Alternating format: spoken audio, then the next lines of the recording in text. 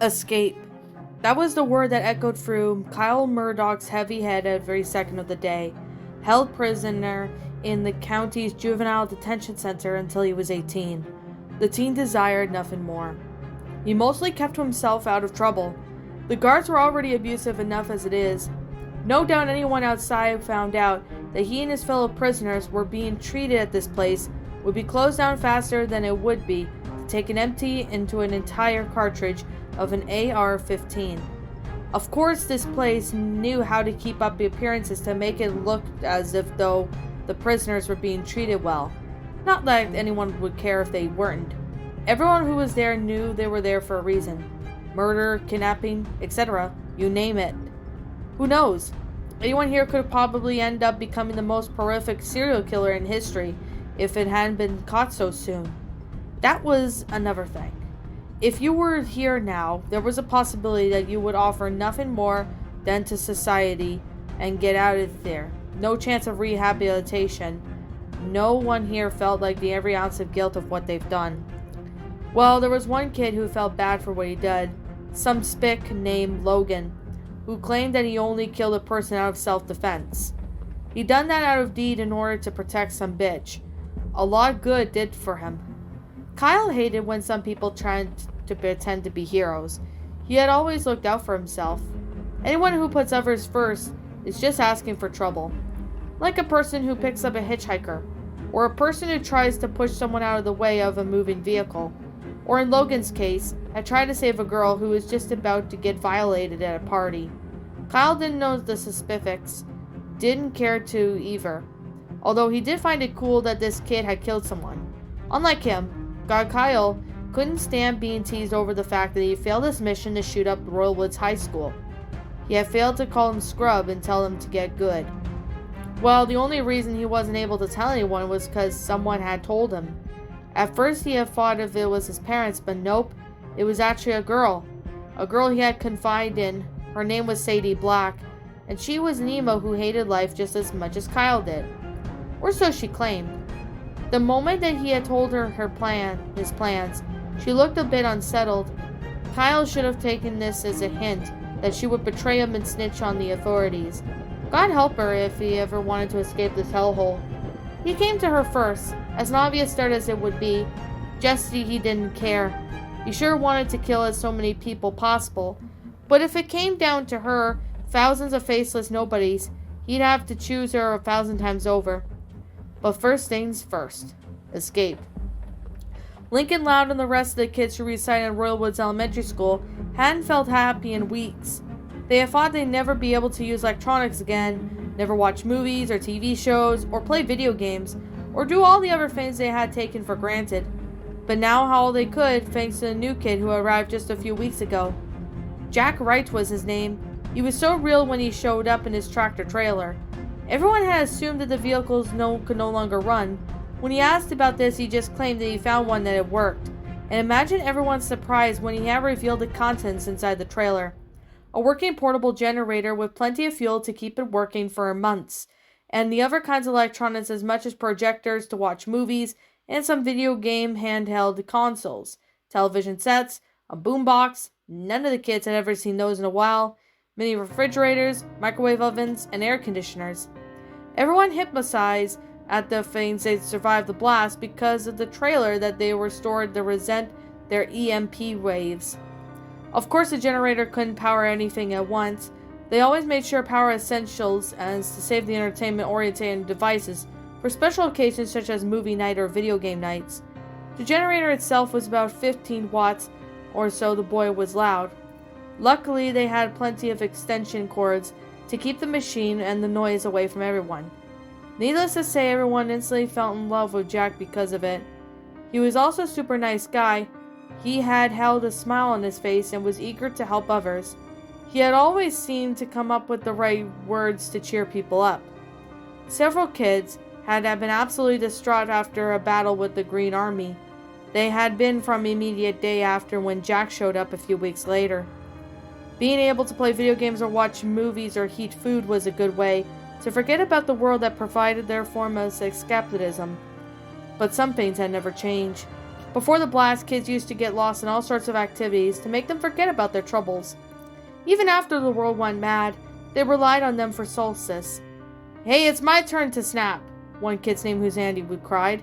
"In a minute, just let me beat this level." Chandler, the other kid who is currently on the gaming device, was called the Super Snap 95, responded. "You said that like 5 levels ago," Andy retorted, reaching over to try to take the console away from the red-haired boy. "Hey, you two, settle down or I'm taking it away." A girl of medium height, blonde, wavy hair whose name was Lexi said. And with that, the complaining boy loosened his grip on the snap, and Chandler jerked away from him. Originally, the truck contained 2 Super Snap 95s, but one of them had broken because some people didn't like to share, and broke the thing into 2 pieces, prompting Luann to comment down below that being snapped in half. A few minutes later, Chandler beat the level and was on the hand of the console to Andy, right as the battery died. Andy swore once the battery for the snap died, meant no one would be able to play it again until there was a 100% charge, as seeing it was a device that wasn't necessarily for survival. It meant that more other important devices took priority after it, and when it came to being powered by the generator, who knows when anyone would get a chance to play it again. He cocked his arm back and was about to throw the snap at Chandler, not before Lexi intervened. "I'll take that," she said, and walked away from the storm with the snap away, much like a parent would do any misbehaving child. Lincoln wanted to roll his eyes. Everyone here may have gone through some traumatizing events that could have aged them in by 50 years, but they were all still kids at heart, most of them who were currently sitting around in the gym. The white-haired boy was just sitting next to his sisters. "I'm guessing you could say he was about to snap," Luann joked. Lincoln and his younger sisters groaned. Seeing as though the kids constantly got over the angry of the game Snap, it just made it too easy for Luann to make puns about it. Not that Lincoln was secretly happy that she was back to making puns. "I'm bored," Lana said after a few seconds of silence. "Why don't you go back to working on the bus?" Lincoln suggested. "There's nothing to work on," Lana asked. Sometime after the battle against the Horde, Lana had begun working up fixing the bus with a boy named Carl who was also as savvy when it came to auto mechanics. Of course he wasn't as savvy as Lana. The two of them managed to fix up the bus and replace the tires by basically making it as good as new. It currently resided behind the auditorium, in the spot where delivery trucks used to park to make deliveries. It was there just in case if any other dangerous horde of group of grown-ups were to ever appear again. They needed a quick getaway. Everyone prayed that would never happen. Despite all that happened, they liked it here. Royal Woods was their home. "What about the plumbing?" Lincoln then asked. "This is what you were talking to, Lincoln," the little handyman responded, remaining that the school's plumbing system was top shape. Lincoln didn't know what to say. Lucy then sighed and looked at everyone at her. "I just wish they left the few adults around so we can watch them rot." Lincoln raised an eyebrow. He remembered how just a few weeks earlier he suggested that Lucy go back to the schools and try to see if she could spot any dead bodies, to which she refused. It was a messed up thing for Lincoln to suggest anyway, but she actually wanted to see dead bodies? He guessed that it was a result of everything that had happened. She had become more darker than she already was, as dark as someone who is currently reading a Princess Pony book could be.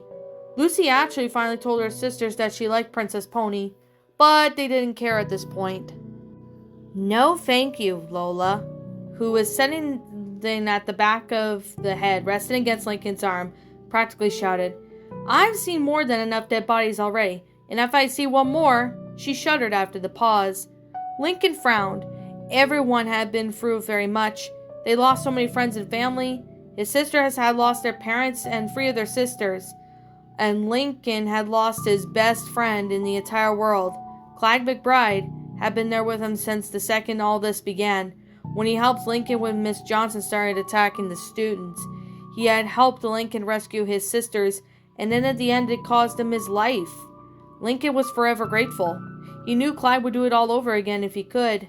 Lincoln made sure that he was the one to bury Clyde, since it was one time started digging graves. After all what was said and done, Lincoln resolved that he would live for his friend and his family, and every kid who died to secure this place and keep it safe. and live for the living as well. That's when the doors of the gym opened and a teenage boy walked in with a few kids who turned to look and smiled. They knew who it was, while the others invested who they were going to care. Jack Wright and the kid who had possibly strolled casually into the gym towards Lexi. She smiled as she walked over them. "Hey," she said. "Hey," Jack said. His voice sounded sad. He looked very upbeat when he had arrived at the school at the big semi-truck, and was always happy 9% of the time. But other than 10% was spent looking sad, not constantly frowning sad, but sad as in he has lost look in his eyes. He had spent amount of times on the roof on some nights, staring into the distance like someone was looking at it or waiting for something. Heck, he spent more time up there than Tucker did. And when he asked about it, he just simply responded that he was thinking of simpler times. And when he also asked about how he did before the world went mad, he just said nothing important. And he wouldn't even talk about how he managed to survive out there for weeks. And if he lost anyone, when it came to the former question, everyone just assumed the truck and kept him safe. "Any luck?" Lexi asked. Jack shook his head. Lexi sighed. "You know you don't have to waste your time on him, right? You don't even know him." "I know," Jack said. "I just hate to see people so upset." Jack and Lexi were referring to Joey. Ever since he lost his best friend Duke died, Joey had spent most of his time locked away in someone of the principal's office, only leaving him to go to the bathroom and get some food. He wouldn't talk to anybody, and wouldn't even leave to spend a movie night with anyone. No one was, but Jack tried to reach him, mostly because they were afraid of him. He was easily the strongest kid there, and even no one that the adult everyone had subbed the tower.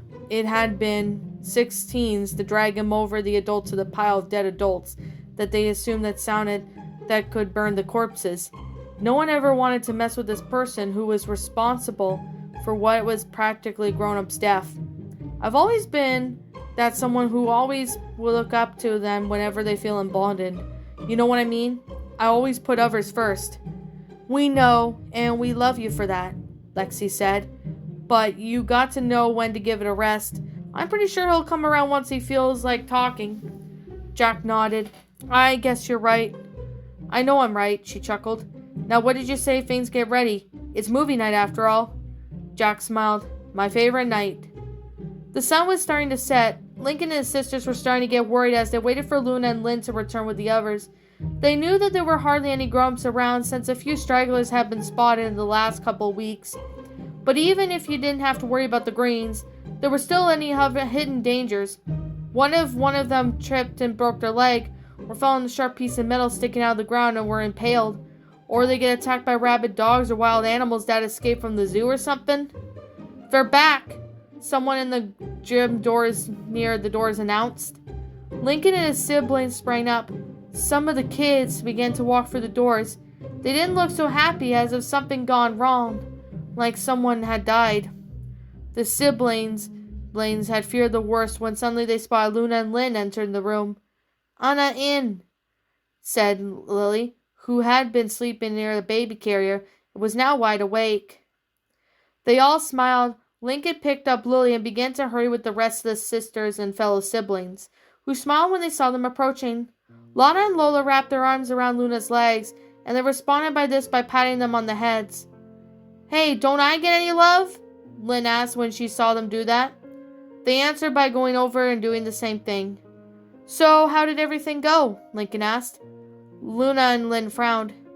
"Well, we were able to find some useful things, but," Lynn started, ended up pausing. "It came with the cost." Lynn finished for her older sister. Lincoln's head turned to one sister and the other. "What happened?" he asked.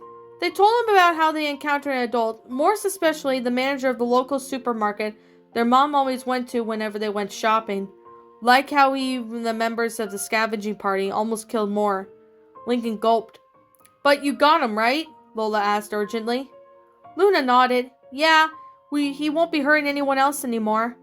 "Well, I'm glad you two made it out," Lincoln said, not realizing how insensitive he sounded when the victims until the words came out of his mouth. "Who died?" Lucy asked, sounding more curious than concerned. Luna and Lynn told him who it was. Lucy simply nodded. which it couldn't have meant anything. Her siblings were beginning to wonder what was going through her mind. Lily began to stir in Lincoln's arms. She held out her arms, wanting nothing more than to be held by Luna. "Looks like someone already misses you guys," Lincoln said, handing his younger sister to his oldest living sister. Luna cradled Lily in her arms and cooed. "Anyway," Lynn said, about to change the subject. "Isn't movie night tonight or something?" "Yeah," Lincoln said. "I think Jack was about to hook up the projector. Were you able to find any DVDs?" Lynn nodded. "Boy, we are. I'm actually surprised there's still plenty of them lying around." "I guess movies were the last thing people remember thinking about as adults were devouring children," Luna said. Lynn shrugged. "I guess so. But at least now it's not the point we can watch movies and forget about adults devouring children." Some of the older kids were all gathered around their stockpiles of DVDs, most of which were cheesy types of movies you get from a bargain bin at the store. "What the heck is this?" Lexi asked, picking up a DVD case where 5 threatening-looking wolves' heads stared harshly towards the viewer on the cover. The title read, "Dog Soldiers." "Who the heck thought this would be a good movie to watch?" "I did," Shade said. Lexi rolled her eyes. "Of course you did," she said. She tossed the movie back into the pile. "These kids don't need any more nightmares." "I'm pretty sure they can handle it. Besides, it's a good movie." Lexi scoffed. "Whatever." "Hey, don't belittle the existence of Scottish werewolf movies." Brock wasn't too focused on selecting what to watch. His mind kept going back to earlier to that day. Kept thinking about how Stacy, Nina, and Bree had been killed. How he could have been so careless. They all should have stuck together and checked out the place out, not assuming the place was empty because no adults came when they called. But you know what they say about assuming? When you assume, you make an ass out of you and me. And then there was how it buried them after that. They had been forgotten. Grass and shrubbery would grow over the unmarked graves. Time wouldn't stop, and the world would continue to turn. A few feet away from the Loud siblings were all huddled together and chatting away. Familiar faces were beside them. Maggie was right behind Luann like a shadow. Yin and yang, cheerfulness and sullenness. Everyone thought it was weird seeing them next to each other. Cringy even, like a bad OTP. But it was there, right in front of their eyes, in a world as mad as this. Why would anyone be shocked at Luann Loud and Maggie being girlfriends? Copper was right next to Lynn Loud. They were a couple, just good friends. It was obvious that Cooper liked Lynn. The pairing would be more believable than Luann and Maggie's if they ever were to become a couple. They were both athletic and competitive. They always go outside and shoot some hoops. Lynn would always win, although she beat Cooper at everything. And unlike Lynn, Cooper was a good sport about it, always laughing and congratulating Lynn, like most of the other kids in the school who wouldn't be able to take Lynn but shook her butt at them whenever she beat them at a board game. They're having a good time where she promised her siblings not to gloat as much as she did before the world went crazy. But that time was gone and she needed to gloat to take something out of her mind, no matter how messed up the world was. Even when everyone started at one time, Shade Walker beat her at checkers. No one knew how he did it. He had challenged him to a rematch. After rematch after rematch, but no matter what, he beat her every time.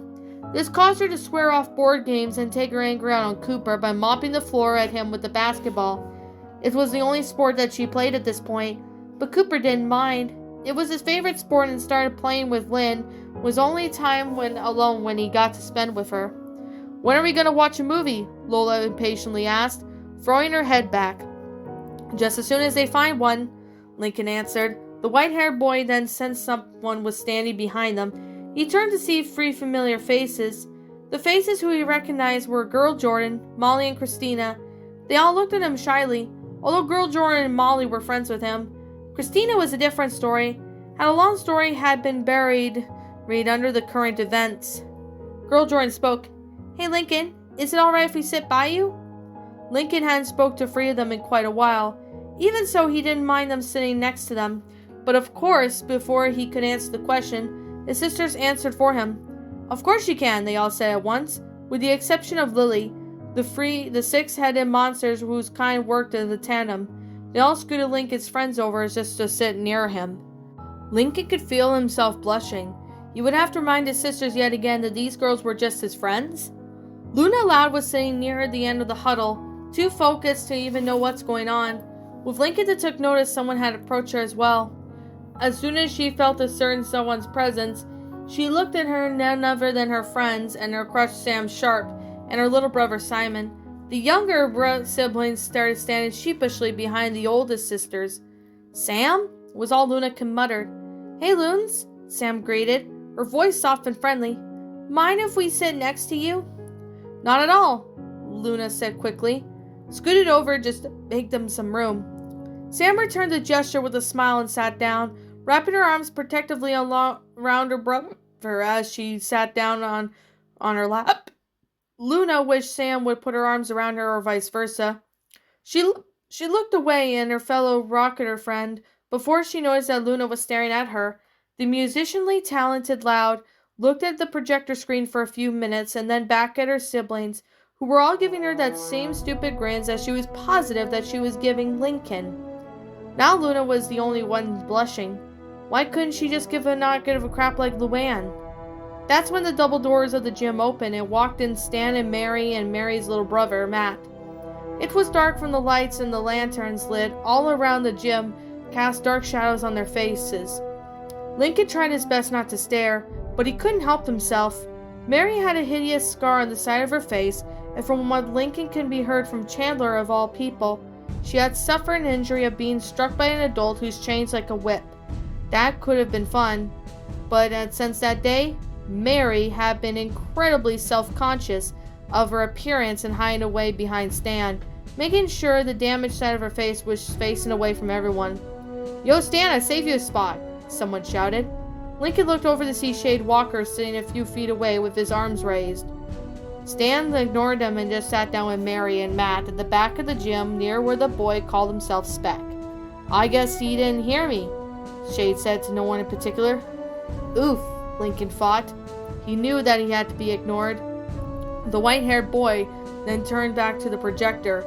The movie was about to start. Apparently the older kids had decided on the movie Frozen.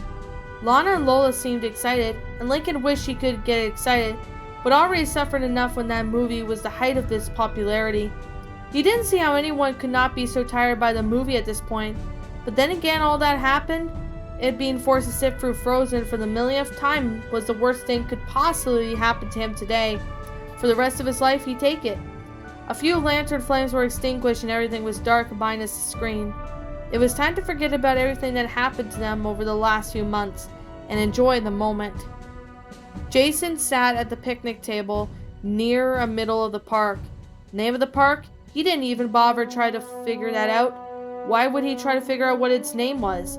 Probably named after some guy who long since died. Hell, we might as well come up with a new name for the park, since the history of same name park could probably end up being lost to history. Shit Park, Fuck Park, Lincoln Park.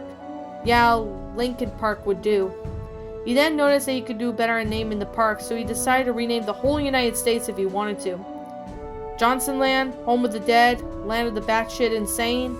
He chuckled to himself and went back to the task at hand, pointing the flashlight that he was holding it down, pointing it on the map that sprawled on the table in front of him. The map was given to him by a dear friend, a friend who had set out to accomplish his own goals, a friend who they were all trying to find. He marked the locations on the map where Jason and the others would find him. So far they had gone through, but all but one. Of course he had beat the last place they checked. That's just how life worked. If Doom walked straight through there without stopping, they would be there in about, Jason was just about jumped out of his skin. He could be so focused on the map he hadn't noticed Jeffy sneak up behind him. "Hey Jason, I pooped my pants," Jeffy announced. "That's nice, Jeffy," Jason announced dismissively, looking for someone else Jeffy could bother. That's when he spotted Flaggy, still wearing the sunglasses despite it being nighttime, his gaze downcast on the notebook. The pencil he was holding was moving to blur as he wrote down afterward. "Go see what Flaggy's doing." "Okay," Jeffy said, chirped out of his merry little way to the poor unfortunate writer. Flaggy was so focused on writing that he didn't notice a bicycle hair wearing diaper on the outside pants, pencil up the nose looking boy. Hey, bastard, what are you doing? Flaggy wasn't the one to be startled so easily, so he just began to talk. Oh, I'm just working on another. That's when he realized what Jeffy just said. Jeffy, what did you just call me? Jeffy answered with the same answer. Flaggy's brow crinkled in confusion. My name is Flaggy. That's what I said. No, you said the other word. My name's Flaggy. I know, Jeffy replied. Now Flaggy was mad, and when the idea popped in his head, maybe he could try Bugs Bunny him. He said something, and Jeffy suddenly grabbed Flaggy by his shirt and tugged him closer until their faces were barely touching each other. What did you just call me? Jeffy demanded. Now it looked like Jeffy wasn't going to be the one who could crap his pants today. Flaggy's mind had frantically searched for something to say, but nothing could come up with anything. He was only good at expressing himself through writing. Jeffy, no, said a voice. He and Flaggy were flooded with the same relief to see Lydia marching over to reprehend Jeffy. Jeffy looked too. We don't hurt our own, she said, wagging a finger. Bad boy, Jeffy.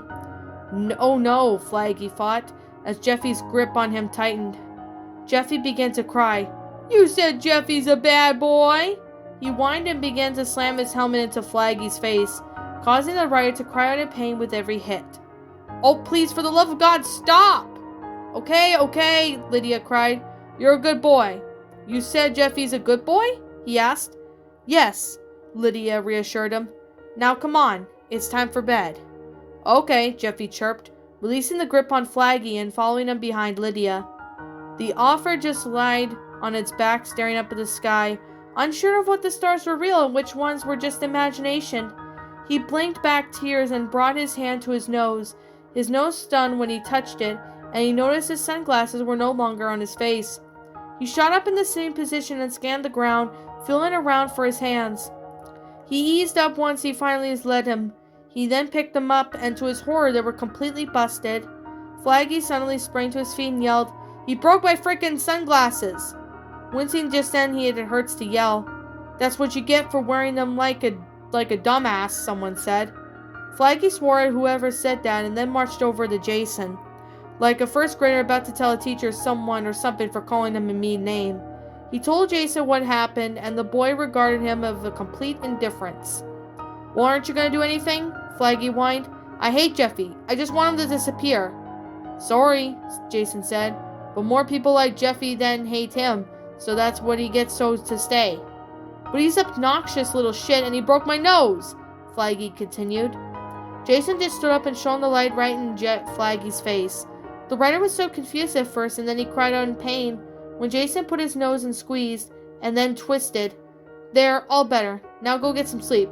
We have a long week ahead of us. Flaggy just stood there. Jason went back to studying the map, and as much as he wants to take the map and rip it, he knew how much important finding their friend was. It would all be worth it at the end.